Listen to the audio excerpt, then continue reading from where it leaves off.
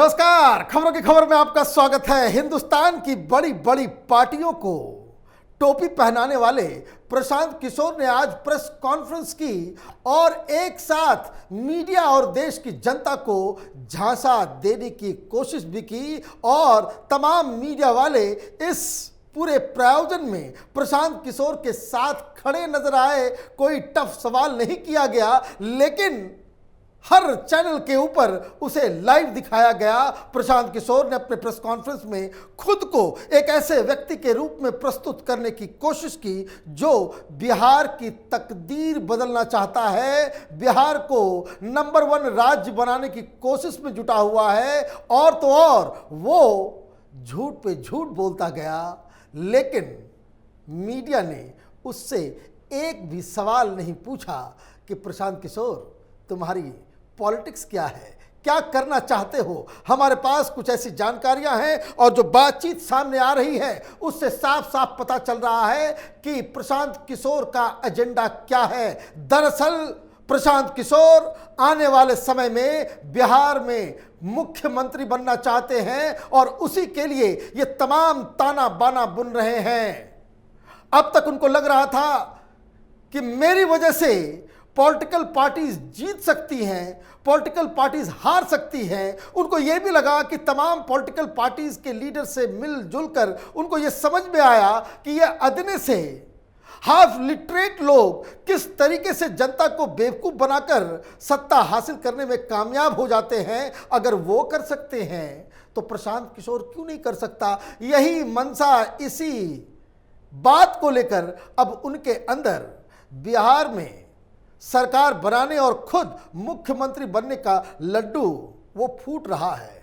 ये कहते हैं ना, पुराने जमाने में जब हिंदुस्तान के अंदर कांग्रेस पार्टी ने बाहुबल का इस्तेमाल करना शुरू किया, आज के जनरेशन को मालूम नहीं होगा, लेकिन पहले जमाने में जब बैलेट बॉक्सेस पे चुनाव हुआ करते थे, जब बैलेट के ऊपर लोग मुहर मारकर उस कागज को मोड़कर बैलेट बॉक्स में डाला करते थे, तो बूथ की लूट होती थी। जो दबंग लोग होते थे, जो लीडर हुआ करता था, वो गुंडों को पाला करते थे और गुंडों को ही पोलिंग स्टेशन भेजकर बूथ कैप्चरिंग करवाया करते थे और इलीगल तरीके से चुनाव जीत जाया करते थे। ये 20 साल के आसपास चला और बिहार में ये प्रथा काफी दिनों तक वो जारी रहा। अब जैसे जैसे समय बीता तो उन गुंडों को ये लगने लग गया कि वे नेता क्या है, मेरी वजह से मैं बूथ लूट पाता हूं, इसलिए वो चुनाव जीत जाते हैं। और धीरे धीरे उनको समझ में आया कि ये नेता तो बेकार के लोग हैं, मैं ही चुनाव लड़ूंगा और मैं खुद के लिए ही अगर बूथ लूट के चुनाव जीतना शुरू कर दूं तो मैं खुद भी नेता हो जाऊंगा। और इसी तरह से हिंदुस्तान की राजनीति का क्रिमिनलाइजेशन हो गया। क्रिमिनल्स, बाहुबली, डॉन, माफिया ये चुनाव में लड़ने लग गए और बूथ कैप्चरिंग के जरिए ये चुनाव जीतने भी लग गए।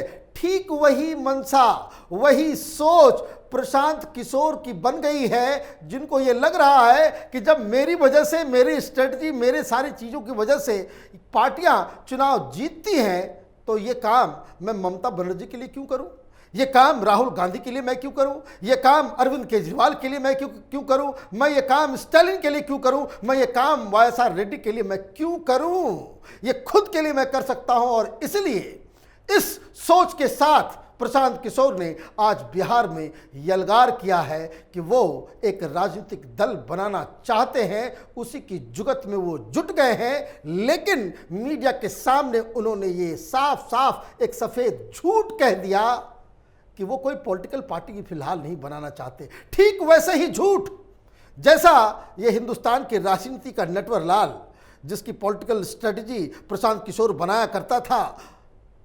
केजरीवाल ने भी जब अनशन शुरू किया था तो वो कहता था, बच्चों की कसम मैं राजनीति में नहीं जाऊंगा, राजनीति तो कीचड़ है, वहां सब काले हो जाते हैं, जो राजनीति में गया, सत्ता आया, वो भ्रष्ट हो जाता है।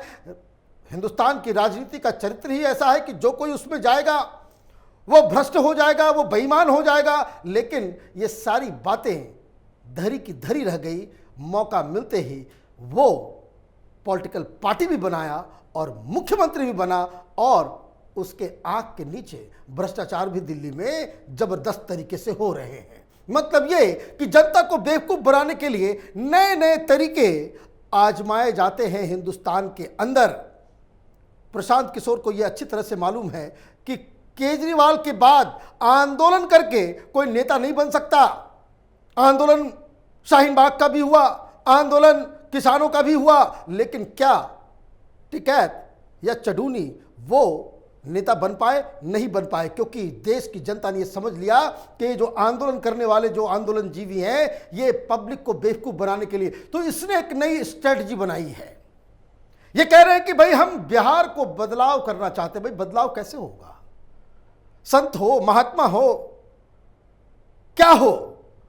बदलाव तो तभी होगा कि जब सरकार में बदलाव हो। और इसके लिए इसने सबसे पहला जो मुख्य बात उसने कही कि जो बिहार को अगर अग्रणी होना है, बिहार को अगर विकास के रास्ते पे लेकर के आना है, तो पिछले 10-15 सालों में जो कुछ हो रहा है वो बंद होना चाहिए। ये सीधा सीधा नीतीश कुमार की गवर्नेंस के ऊपर अटैक है, क्योंकि पिछले 10-15 सालों से तो मुख्यमंत्री के रूप में नीतीश कुमार ही विराजमान हैं और नीतीश कुमार के ऊपर ही ये सीधा सीधा हमला किया गया है। मतलब ये कि प्रशांत किशोर एक ऐसी पॉलिटिकल आउटफिट की बनाने की सोच रहे हैं जो कांग्रेस और आरजेडी के ज़्यादा नज़दीक हो, नीतीश कुमार और भारतीय जनता पार्टी से दूर हो। ये पहला अटैक आज उन्होंने नीतीश कुमार के खिलाफ किया और वो कह रहे हैं कि पिछले 3 दिनों से हम 150 लोगों से हमने मुलाकात की है और हम उनको आइडियोलॉजिकल ट्रेनिंग दे रहे हैं, बातचीत कर रहे हैं, किस तरीके से गुड गवर्नेंस की जा सकती है, क्या हो सकता है, कैसे बदलाव किया जा सकता है बिहार के अंदर, उसका वो पाठ पढ़ा रहे हैं। अचानक से ये सोशल रिफॉर्मर और पॉलिटिकल साइंस का एक लेक्चरर हो गया है जो लोगों से मिल रहा है। दावा ये है कि 18,000 लोगों से वो मुलाकात करेंगे। ये 18,000 लोग कहाँ से आएंगे? बिहार में उसकी साख कितनी है? बिहार में दरअसल इसने नीतीश कुमार की पार्टी के साथ काम किया और नीतीश कुमार के कार्यकर्ताओं के साथ इसकी अच्छी पैठ है।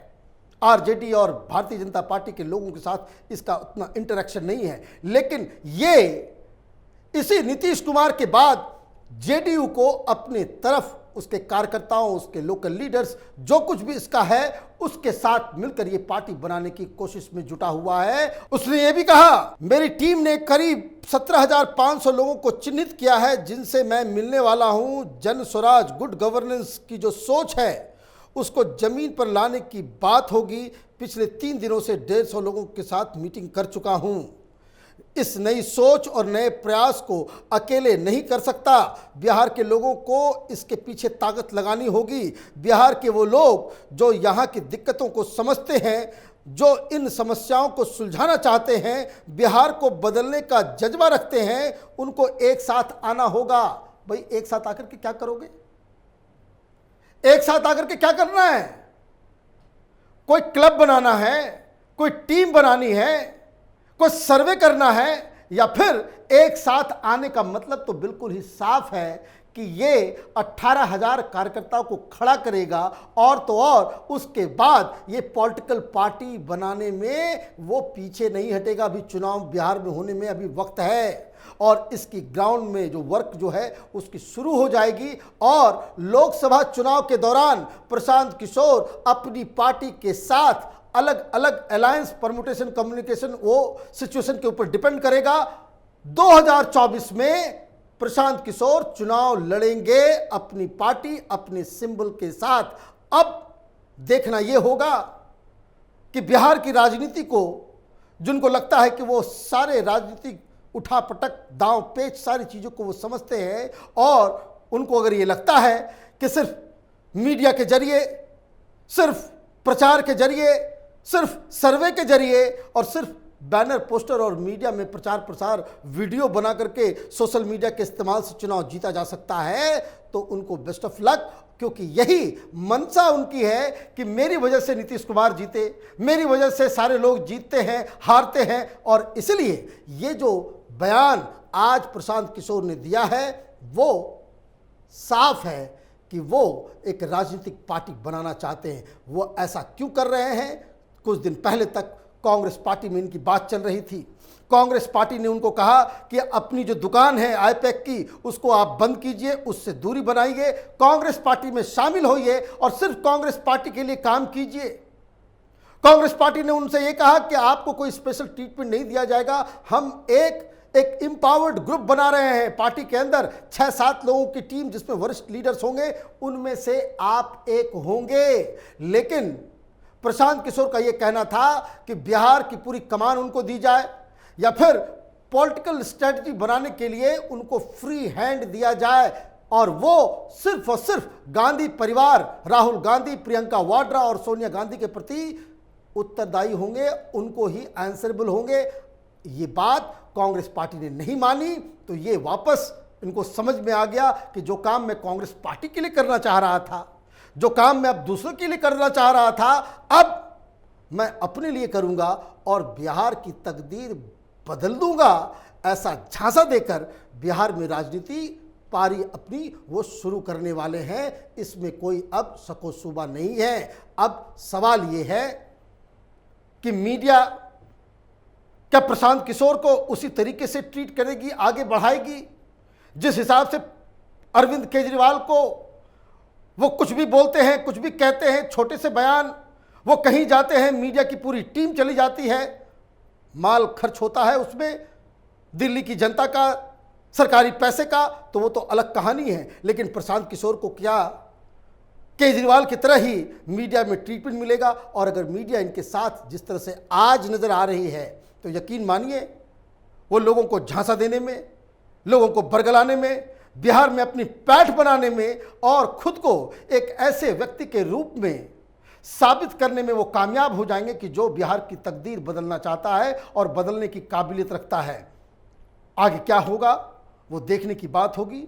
लेकिन ये आप समझिए, कोई एक्टर बड़ा डायरेक्टर नहीं हो सकता और कोई बड़ा डायरेक्टर अच्छा एक्टर नहीं हो सकता। कोई खिलाड़ी अच्छा कोच नहीं हो सकता और अच्छा कोच खिलाड़ी नहीं हो सकता। प्रशांत किशोर जो काम कर रहे थे उसमें उनकी निपुणता हो सकती है, एक्सपर्टीज हो सकती है। नेतागिरी एक अलग विधा है। जो इस दलदल में कूदता है उसको ही मालूम चलता है कि ये कितना डिफिकल्ट है बाहर से किसी पार्टी को गाइड करना, उसके लिए स्ट्रेटजी बनाना और खुद को एक नेता के रूप में साबित करना। ये दोनों ही अलग कहानी है। हमारी नज़र प्रशांत किशोर के इस छलावे पर बनी रहेगी। आप देखते रहिए कैपिटल टीवी। हमारे वीडियोस को लाइक कीजिए, शेयर कीजिए और हमारे चैनल को सब्सक्राइब कीजिए। धन्यवाद।